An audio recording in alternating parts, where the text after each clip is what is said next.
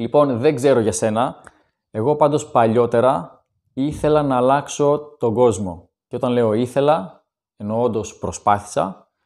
Και όταν λέω τον κόσμο, εννοώ κάποιους ανθρώπους στη ζωή μου, των οποίων οι συμπεριφορές δεν μου αρέσανε. Προσπάθησα πάρα πολύ να το κάνω. Δοκίμασα πολλά και διάφορα για να κάνω τους άλλους να αλλάξουν. Και τι έγινε?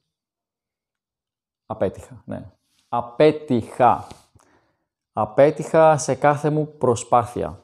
Μετά βέβαια μεγάλωσα λίγο από αυτή την εμπειρία και συνειδητοποίησα ότι δεν μπορώ να αλλάξω τους άλλους. Δεν υπάρχει περίπτωση. Γιατί να αλλάξει ο άλλος για μένα? Οπότε μετά τι συνέβη? Συνειδητοποίησα ότι υπάρχει ένας άνθρωπος στον κόσμο αυτόν, τον οποίον μπορώ να αλλάξω.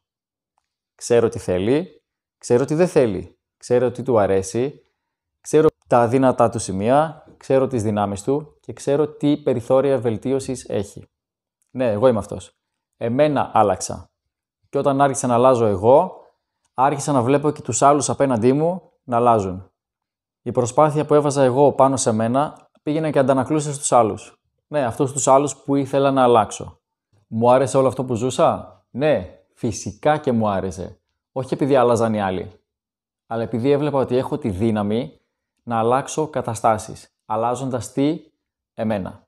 Έχεις ακούσει τη φράση «γίνε η αλλαγή που θες να δεις στον κόσμο»?